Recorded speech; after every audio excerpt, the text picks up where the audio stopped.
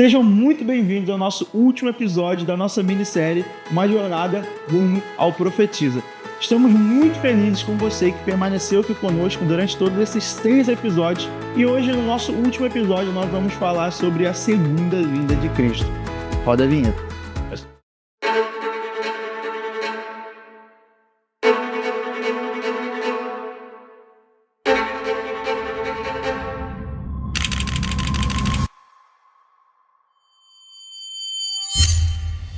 Como nós temos conversado em todos os episódios da nossa minissérie, a promessa ela permanece.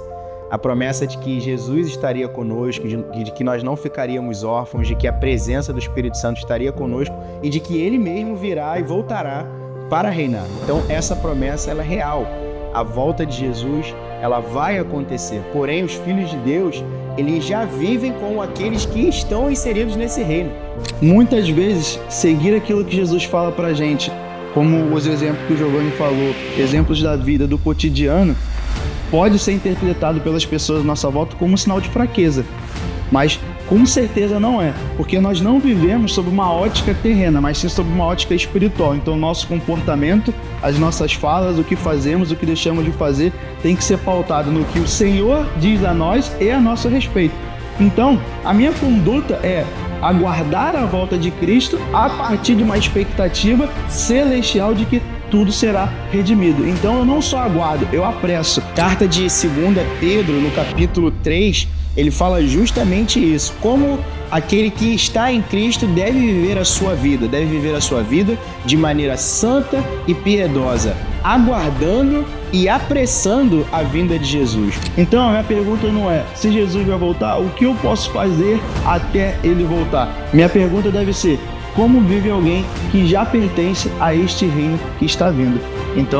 Então quem pertence ao reino dos céus é chamado a ter paciência, é chamado a dominar a si próprio, é chamado a revelar em atitudes e práticas no seu cotidiano, no seu dia a dia, as verdades do reino dos céus. Então, como eu vivo como aquele que já está inserido nessa realidade do reino dos céus, como aquele que vive aquilo que Jesus descreveu na oração do Pai Nosso, que seja feita a sua vontade, assim na terra como no céu. De tempos em tempos, promessas são feitas, esperanças são apresentadas, mas eu fico com o que a Bíblia nos apresenta. Salmos 20, versículo 7 diz o seguinte: alguns confiam em carros, outros em cavalos, mas nós confiamos no nome do nosso Senhor Deus. Então, a nossa confiança, se ela estiver estabelecida em pessoas, coisas terrenas, ou no emprego, ou no trabalho, ou em qualquer coisa que não seja no próprio Senhor, o que isso gera na nossa vida é somente uma coisa: frustração. Pessoas são falhas, empregos acabam, dinheiro some, dinheiro volta, mas o que permanece é o Senhor Jesus Cristo, na minha e na sua vida. Tito 2,13 diz o seguinte, 13 e 14. Ele nos ensina a renunciar à impiedade e às paixões mundanas e a viver de maneira sensata, justa e piedosa nesta era presente. Enquanto aguardamos a bendita esperança, a gloriosa manifestação do nosso grande Deus e Senhor, Salvador, Jesus Cristo. Esse é o chamado de Jesus para a gente, viver uma vida que revela Jesus de forma 100% intencional nos nossos assuntos, no nosso dia a dia, em que eu possa olhar para o Giovanni, olhar para as pessoas à minha volta e não ter medo de pregar a palavra dele, de poder evangelizar e de falar que Jesus mudou a minha vida e de que ele é capaz de mudar a sua também. É dessa forma que trazemos a esperança não só para o mundo, mas também para as pessoas que estão próximas a nós. Eu faço nas minhas palavras e daquilo que eu acredito mesmas palavras que Daniel citou. Louvado seja o nome de Deus para todos sempre. A sabedoria e o poder a Ele pertencem. Ele muda as épocas e as estações, destrona reis e os estabelece. Dá sabedoria aos sábios e conhecimento aos que sabem discernir. Nós estamos num tempo de muita volatilidade, né? Política, filosófica, e tudo isso tenta tomar a nossa atenção e o senhorio das coisas. Mas nós somos aqueles que permanecem firmados na presença de Jesus.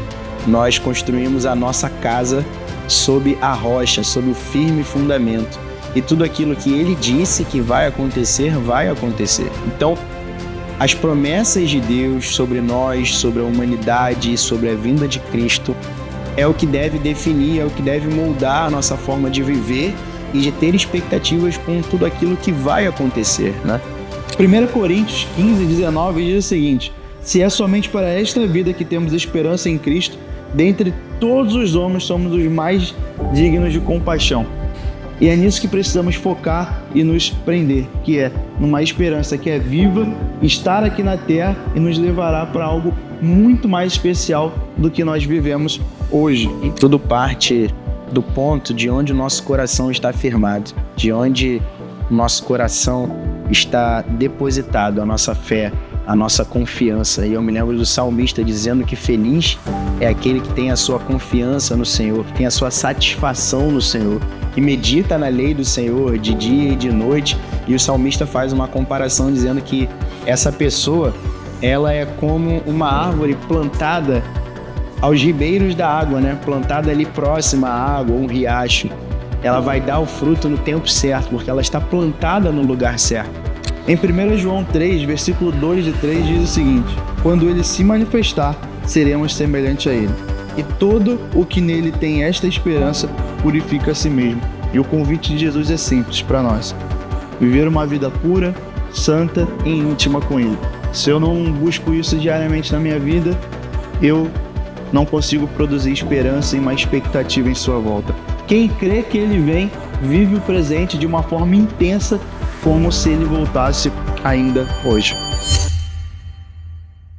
E chegamos ao final do nosso último episódio da nossa minissérie Uma Jornada Rumo ao Profetiza. Não, calma aí. Mas e o desafio? Desafio, calma lá, vamos lá. O desafio hoje vai ser um pouco diferente. Eu vou dar uma dica e o Giovanni vai dar a ideia de que ele acha que é o ano profético de 2026. A minha dica é muito simples. É uma preposição de...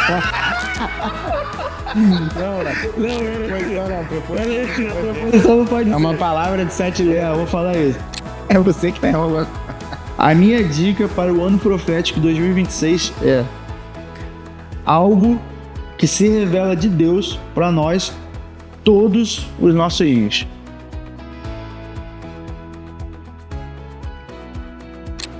Nessa aqui ou nessa aqui? E o meu palpite é ano da presença de Jesus. Por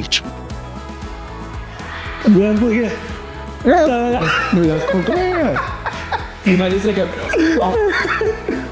Gente, esse foi o nosso último episódio da nossa minissérie. Muito feliz de vocês terem ficado aqui até o final com a gente. Hoje tem o quê?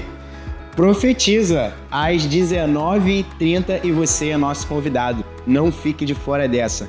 Curta, comente, compartilhe qual é o ano profético de 2026 para você. Te vejo no Profetiza 2026, hoje às 7h30.